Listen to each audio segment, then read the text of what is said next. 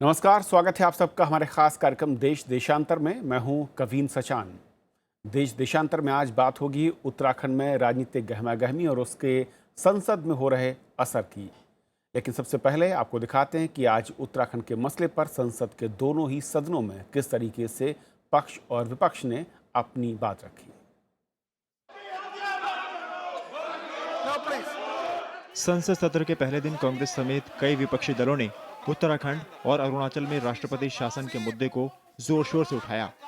अवरोध की वजह से राज्यसभा की कार्यवाही में बार बार व्यवधान पड़ा और दोपहर 3 बजे कार्यवाही पूरे दिन के लिए स्थगित कर दी गई। राज्यसभा में नेता विपक्ष गुलाम नबी आजाद ने आरोप लगाया कि सरकार जानबूझकर सत्र से पहले ऐसे फैसले लेती है। जो कोर्ट के सामने थे उस पर चर्चा हुई है, इस पर चर्चा होगी और होके रहेगी।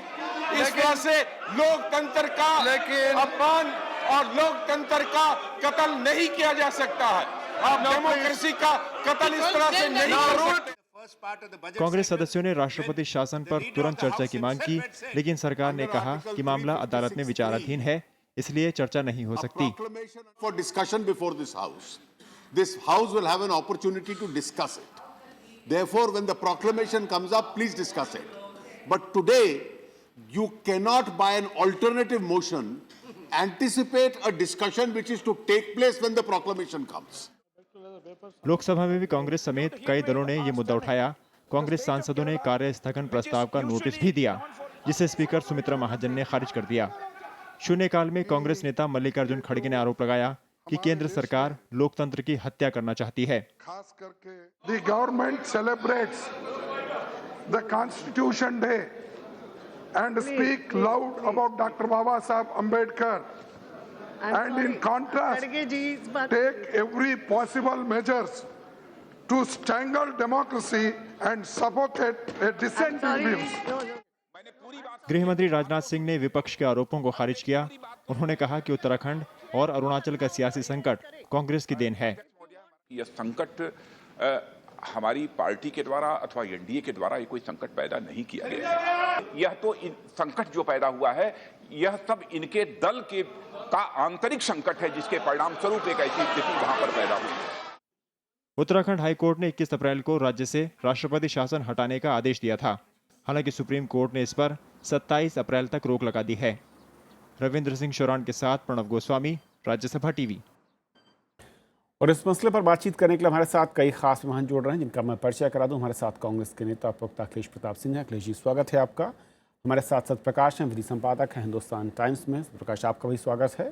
संजय हेगड़े हमारे साथ हैं, वरिष्ठ अधिवक्ता हैं सुप्रीम कोर्ट में। संजय साहब, बहुत बहुत स्वागत है आपका। और कुछ ही देर में बीजेपी के नेता और प्रवक्ता नवीन कोहली हमारे साथ होंगे। लेकिन शुरुआत अखिलेश जी मैं आपसे करना चाहूँगा। संसद के पहले दिन जिस तरीके से आप लोगों ने इस पूरे मसले पर दोनों ही सदनों में एक तरीके से सरकार को घेरने की कोशिश की। कोर्ट में मसला है, सरकार कह रही है, और कह रही है कि आपका अंदरूनी मसला है, लेकिन आप दोष दे रहे हैं सरकार को और सरकार को काम नहीं करने दे रहे हैं। अंदरूनी मसला कैसे? 2 जजमेंट आए कोर्ट के, नैनीताल के। दोनों जजमेंट में केंद्र सरकार के मोदी जी के निर्णय को क्वैश किया है। जजमेंट आए, स्टे नहीं, जजमेंट आए। और बाकायदा पहली बार हुआ है कि राष्ट्रपति शासन को, राष्ट्रपति के निर्णय को क्वैश किया है और गवर्नमेंट को बहाल किया है। ये सामान्य सी घटना नहीं है, ये केंद्र सरकार पे बहुत बड़ा तमाचा है न्यायपालिका का। लेकिन अगले दिन तो सुप्रीम कोर्ट उससे खारिज कर नहीं, खारिज नहीं किया है, खारिज नहीं किया है। दोनों तरफ का स्टे दिया और ये कहा कि चूंकि एक आर्गुमेंट ये कर रहा था कि अभी ऑर्डर की हार्ड कॉपी नहीं है, लेकिन उससे कोई फर्क नहीं पड़ता है। जब जजमेंट कोर्ट में प्रोनाउंस कर दिया गया, उसी समय से वो इम्प्लीमेंट मान लिया जाता है। खैर, वो जब आएगा तब आ जाएगा। वो तीसरा जजमेंट भी कांग्रेस के पक्ष में आएगा। 2 आ चुके हैं और सबको पता है कि किसी भी गवर्नमेंट का भविष्य तय होता है फ्लोर ऑफ द हाउस। और जब गवर्नर ने एक बार फ्लोर ऑफ द हाउस की डेट दे दी थी, तो केंद्र सरकार को एक दिन पहले राष्ट्रपति शासन लगाने की आवश्यकता क्या थी? क्या इंटरेस्ट था उसको? तो सारे पहलू पे सिर्फ केंद्र सरकार कटघरे में खड़ी है। लेकिन केंद्र तो ये कह रही है, आज जो कहा सदन के दोनों ही सदन में, कि भाई जब मसला कोर्ट में है, विचाराधीन है, कोर्ट में चल रहा है, उसके बाद आप सदन की कार्रवाई को रोकें, उसको व्यवधान डालें और कहें कि नहीं बहस अभी होगी? ऐसा क्यों? नहीं, इसलिए कि राजनीतिक प्रकरण है, राजनीतिक मामला है। सदन और किस लिए है? कहीं ये नहीं है कि हम बहस नहीं कर सकते। सदन में तो हम कुछ भी बहस कर सकते हैं, कभी भी कर सकते हैं। और आप लोकतंत्र की हत्या करते रहे, हम आवाज़ भी नहीं उठाएंगे, खामोश रहेंगे हम। और किस लिए सदन है? सदन देश के मौजूदा समस्याओं, जो भी देश के सरोकार जो चीज विषय रखते हैं, उस सब के लिए स्थान सदन है। और ये मौजूद और जायज विषय है। जिस तरह से बीजेपी जनता से तो नकारी जा रही है, पूरे हिंदुस्तान में देख लें आप, दिल्ली, बिहार, उसका जितने प्रदेशों में जितने भी चुनाव हुए हैं, अभी लेटेस्ट हुआ महाराष्ट्र में जिला पंचायत के, गुजरात के हुए थे, नगर पालिकाओं छोड़ गुजरात में सुपड़ा साफ, हर प्रदेश में साफ हुआ। तो अब इनडायरेक्ट वे में ये गवर्नमेंट अपने सेंट्रल गवर्नमेंट के हथौड़े से कानून का गला दबा करके केंद्र सरकार की ताकत से सरकार प्रदेशों में अपना हुकूमत करना चाहते हैं। संसद के दोनों ही सदनों में लगातार सरकार पर दबाव रहा कांग्रेस ने कि चर्चा की जाए, बहस की जाए। सरकार का ये कहना है कि मसला कोर्ट में, इसलिए बहस नहीं कर सकते। क्या वाकई एक बचने की राह है जो कांग्रेस आरोप लगा रही है कि वो बचना चाहती है बहस से और चर्चा नहीं कराना चाहती? आज सोमवार है, बुधवार को इसकी सुनवाई है। तो इससे करीब तो ज़्यादा मुझे याद नहीं है कि आप मुझे याद दिला दीजिए कोई डेटा देकर कि 2 दिन बाद माननीय सुप्रीम कोर्ट में बहस होने वाली है इसी विषय पर, और संसद में 2 दिन पहले बात हुई। अगर कोई ऐसा उदाहरण है तो मुझे लगता है कोई तर्क बन सकता है। नहीं तो ठीक है, हम हर राजनीतिक पार्टी का एक अधिकार है कि वो एक अपनी राजनीतिक बात करे, तर्क हो या ना हो वो एक अलग विषय। दूसरा है कि देश से भाजपा हट रही है, कांग्रेस का मानना है, अखिलेश जी कह सकते हैं। मुझे लगता है 19 मई को इस चर्चा को बढ़ाना चाहिए और आपको इस साउंड बाइट को भी बचा के रखना चाहिए, क्योंकि असम और केरल में 2 राज्य, जो कुछ राज्यों जो बचे हैं पूर्वोत्तर के छोड़ के, वहाँ पर 2 राज्य हैं, दोनों कांग्रेस शासित हैं। तो वहाँ पर अगर सरकार परिवर्तन हो जाता है तो कहाँ तक अखिलेश जी की बात है, पर हम लोग एक बार हाँ, तो इस बाइट को मैंने कहा संभाल के रखिए, 19 में दूर नहीं है। मैं इस पॉइंट पर आऊंगा। सत्यप्रकाश, जिस तरीके से पेचीदगी भरा मसला है, विधायकों की अयोग्यता को लेकर फैसला भी लंबित है, सुनवाई चल रही है, जहां पर एक बहुत आज नाटकीय, एक मैं कहूं कि जो दलील दी गई, मैं उस पर भी चाहूंगा आपसे देखिए उससे पहले। लेकिन क्या वाकई इससे पहले ऐसा कभी नहीं हुआ कि मसला कोर्ट में, और नलिन कह रहे हैं कि अगर 2 दिन बाद भी सुनवाई होनी है, फैसला आना है, तो सदन में चर्चा ना हो, या फिर सदन में चर्चा ज़रूरी है, इतना ज़्यादा अहम मसला हो चुका है कि कोर्ट के फैसले से पहले वहाँ पर चर्चा हो जाए? देखिए, आम तौर पे अगर कोई मामला कोर्ट में लंबित है तो उस पर सदन में चर्चा नहीं होती है, या कोई चीज़ सदन में अगर लंबित है, अदालतें उससे परहेज करती हैं। ये सेपरेशन ऑफ पावर का है, जनरली इस तरह का नहीं होता। आर्टिकल 122 में है कि जिसमें अगर कोई भी मामला सदन में के पास है, खासकर प्रोसीजरल चीज़ें, उस पर अदालतों में चर्चा नहीं होती। या उसी तरह का प्रावधान राज्यों के लिए आर्टिकल 212 में है। तो ये इस तरह की चीज़ें परहेज करती हैं, एक संस्थाएं एक दूसरे का सम्मान करते हुए, और इससे काम करने में सहूलियत होती है। लेकिन राजनीति अपनी जगह है और उसमें जिस तरह की चर्चा हो रही थी, हो सकती है। उससे इतर मामला वाकई बहुत पेचीदा है। अव्वल तो ये कि जो अदालत का फैसला 2 आया उत्तराखंड हाई कोर्ट का, एक सिंगल जज का, बाद में डिवीजन बेंच का। सिंगल जज का फैसला बड़ा ही अजीब तरह का था, जिसमें कि उन्होंने राष्ट्रपति शासन को खारिज भी नहीं किया और कहा कि अब वहाँ फ्लोर टेस्ट भी होगा।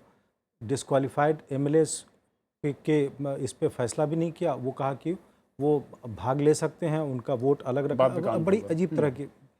दूसरा फैसला जो आया उसमें राष्ट्रपति शासन को खारिज किया गया। यह फैसला ऐतिहासिक था और अनप्रेसिडेंटेड इसलिए था, अभूतपूर्व, कि इसके पहले किसी भी राज्य सरकार जिसको कि आर्टिकल 356 के तहत बर्खास्त किया गया हो, उसको रीइंस्टेट नहीं किया गया था, उसको पुनर्जीवित नहीं किया गया था। इस मामले में यह फैसला ऐतिहासिक है। लेकिन उसके बाद अगर इतने ऐतिहासिक फैसला है तो उसकी प्रति उपलब्ध होनी चाहिए। गवर्नर साहब अगर ये कहें कि मैं किसके आधार पे क्या करूं, तो ये एक व्यावहारिक कठिनाई थी और उसकी प्रति उपलब्ध नहीं थी, और इसी आधार पे सुप्रीम कोर्ट ने ये स्टे दिया हुआ है प्राइमरीली। और उसके बाद 27 को सुनवाई होनी है। तो अभी इसमें जो 2-3 मुद्दे हैं दोनों तरफ से, एक तो उसमें जो जुड़ा हुआ मुद्दा है वो है डिस्क्वालिफिकेशन ऑफ एमएलएज का, जो कि इलाहाबाद उत्तराखंड हाई कोर्ट में आज भी उसकी सुनवाई हुई। और आपने सही कहा कि उसमें कुछ दलीलें बहुत ही मैं उसी पॉइंट पर आना चाह रहा हूँ, चर्चा को उधर ले जाना चाहूँगा। संजय हेगड़े साहब, आज जो नैनीताल हाई कोर्ट में उन विधायकों की ओर से एक दलील दी गई, उनका साफ कहना था उनके वकील का कि वो विधायक उन्होंने ना तो पाला बदला है, ना ही कांग्रेस पार्टी के खिलाफ कोई काम किया है। उन्होंने कहा कि उन्होंने लोकतंत्र में ये एक अच्छी चीज़ है, स्वस्थ बहस हो सकती है कि वो चाहते थे कि चेहरा बदला जाए और इसीलिए वो एंटी डिफेक्शन लॉ में कैसे आ सकते, उन्हें समझ से परे है उनके लिहाज से। उन्होंने कहा कि अगर उन पर कार्रवाई होती है तो ये स्वस्थ लोकतंत्र के लिए एक बहुत ही घातक कदम हो सकता है। कैसे आप देखते हैं इस दलील को और कितना दम दिखता है इस दलील में? देखिए, कहने के लिए अच्छी दलील है, पर ऐसे सारे दलीलें पहले भी दिया जा चुका है और सुप्रीम कोर्ट के भी फैसले हैं मामलों में कि अगर कोई विधायक किसी दूसरे पक्ष के साथ राज्यपाल के राजभवन पहुंच जाए और कह दे कि सरकार गिराना चाहते हैं तो वो ऑटोमेटिकली डिफेक्शन माना जाता है। अब जहां मनी बिल पास होना है वहां मनी बिल के खिलाफ अगर आप आवाज उठाए और आप सदस्यता को आप बरकरार रख सकते हैं या नहीं, या ऑटोमेटिकली एक्ट ऑफ डिफेक्शन हुआ है या नहीं, इस पर विचार किया जा सकता है। पर मैं ये नहीं मानता हूं कि एंटी डिफेक्शन लॉ आने के बाद कोई ऐसा स्कोप रह गया हो जहां कि आप सिर्फ डिसेंट दिखा सकते हैं और डिफेक्शन नहीं। ये जो मसला है या जो डिस्टिंक्शन ड्रॉ करते हैं वो मेरे ख्याल में वो उचित है नहीं।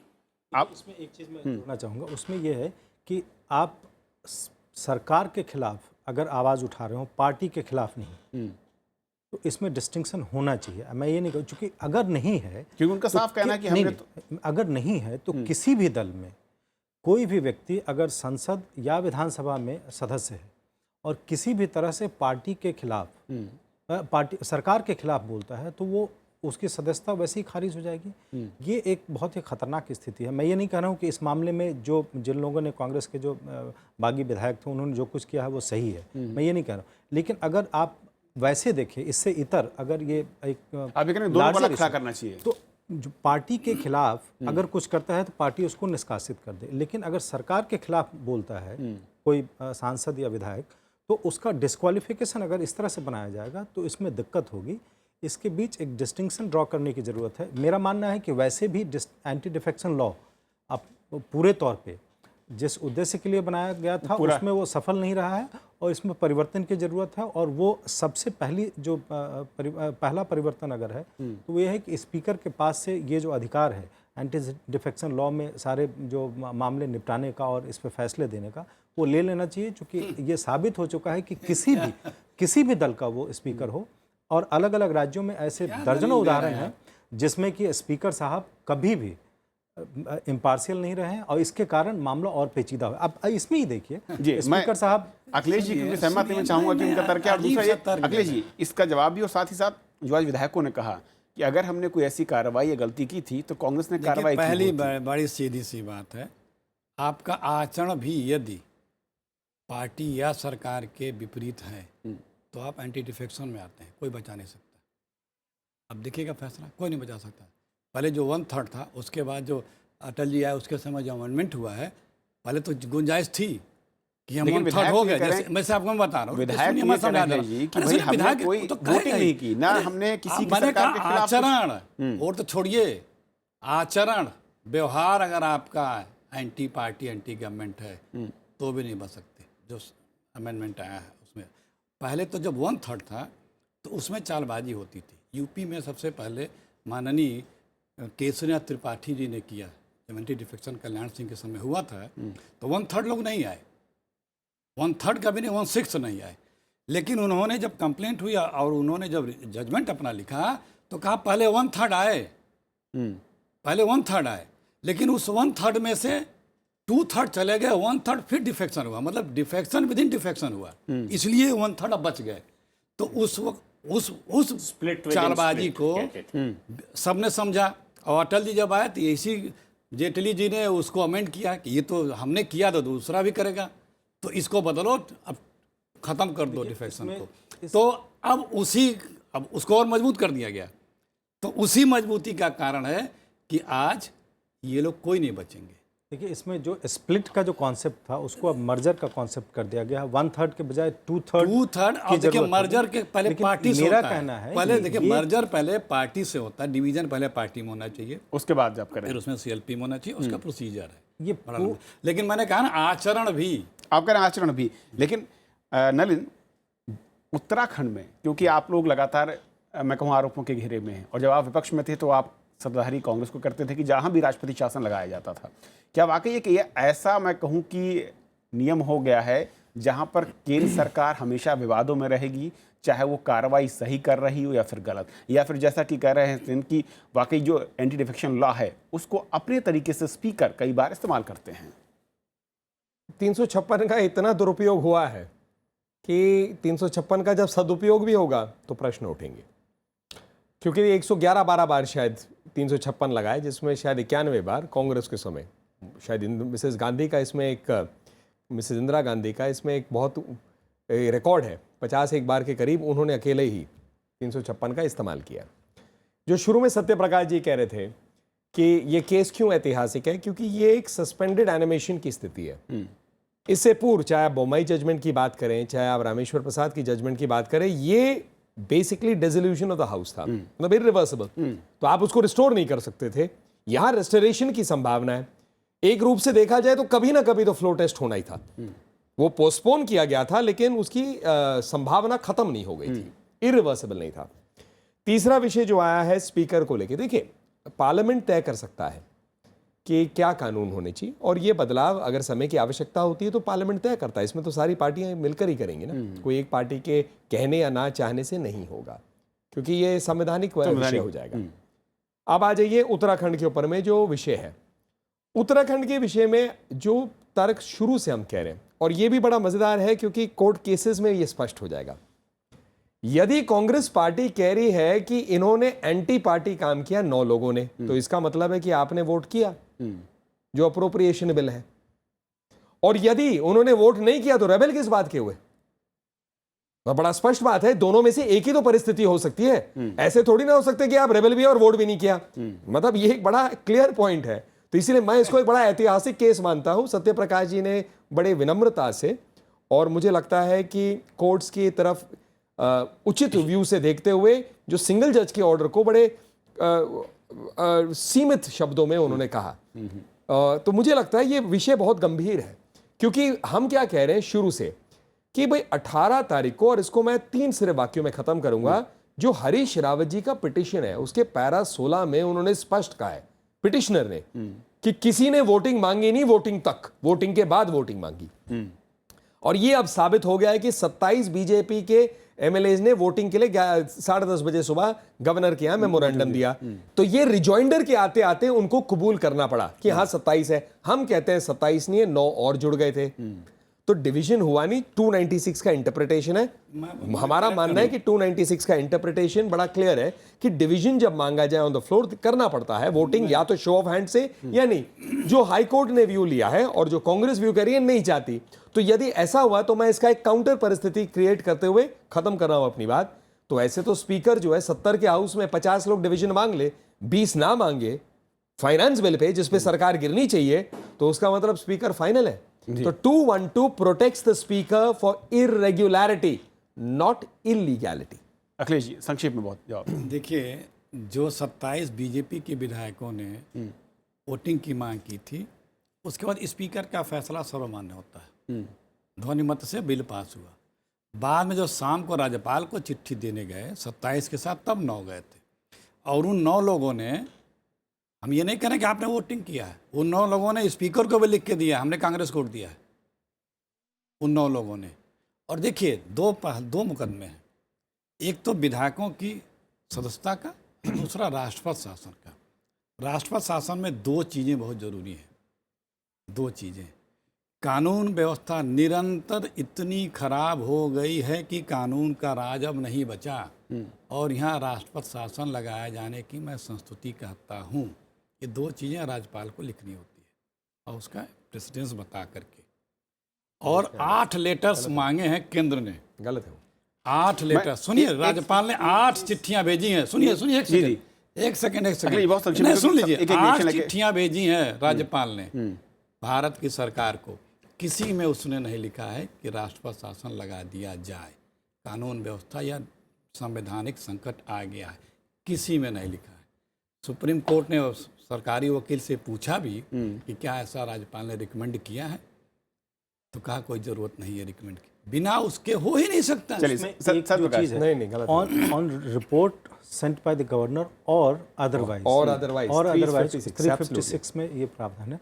उसके बगैर भी केंद्र सरकार चाहे तो ये लगा सकती है, ये संविधान में प्रावधान है। लेकिन ये है कि मुंबई जजमेंट के बाद किस आधार पे आपने लगाया, अदरवाइज में भी क्या आधार है। अगर सुप्रीम कोर्ट चाहे तो वो आधार, वो मटेरियल है, उसको एग्जामिन कर सकती है, कैबिनेट के एडवाइस को एग्जामिन नहीं कर सकती। किस आधार पे वो फैसला लिया गया, ये अदरवाइज देख की सकते हैं। व्याख्या इस मुंबई ने इस मसले पर इस पे 2005 इस पूरे मसले पर एक चीज और उठती है कि जिस तरह की स्थिति उत्तराखंड में थी, फाइनेंशियल बिल वहां पर जिस पर बहस हुई और जिस पे वोटिंग की वो बताई, ऐसी स्थिति में केंद्र सरकार क्या कर सकती है, क्या ऑप्शन आप देखते हैं? ये आप लोग गलत सोचते हैं। जो स्पीकर ने जजमेंट दे दिया और उस वक्त तक वो लोग खुद लिख के दिए हैं स्पीकर को कि हमने आपको वोट दिया है, ये तो दिखाने के लिए केंद्र सरकार ने जल्दी जल्दी एक ऑर्डिनेंस चलाया जिसको आज प्रोड्यूस किया था कि हम वहाँ का फाइनेंशियल बिल पास किए हैं।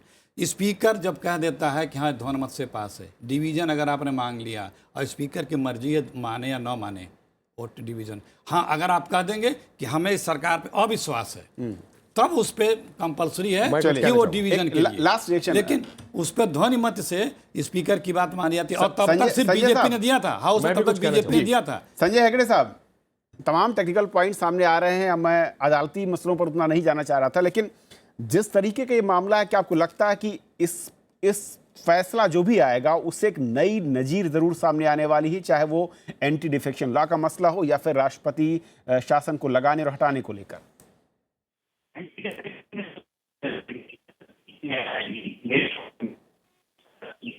संजय साहब, आपकी आवाज नहीं आ पा रही, माफी चाहूंगा। नलिन, एक आखिरी रिएक्शन आपका, यही सवाल मेरा।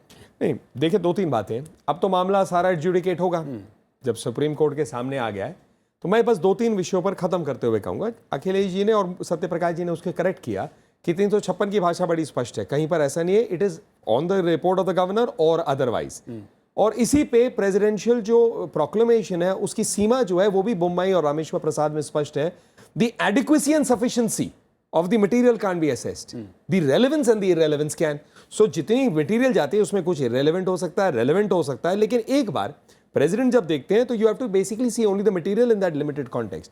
तो कई सीमाएं हैं और इस पर्टिकुलर केस में हाई कोर्ट का कहना कि president is not above law, मतलब कई चीजें 361 आ जाता है, तो मुझे लगता है इस केस में कई पहलू हैं, सिंगल जज के ऑर्डर से डिवीजन बेंच तक, जो भी सुप्रीम कोर्ट तय करे, कॉन्स्टिट्यूशनल बेंच या अदरवाइज जो तय करे वो तो लॉ को आगे लेता है, लेकिन इस पूरे केस में कई चीजें और मुझे लगता है उसके दायरे जो है सेट हो जाएंगे।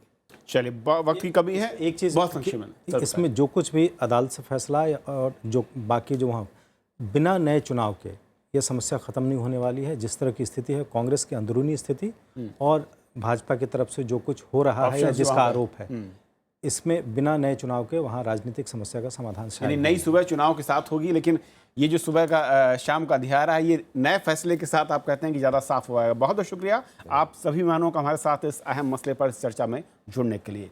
तो फिलहाल आज इतना ही, नमस्कार।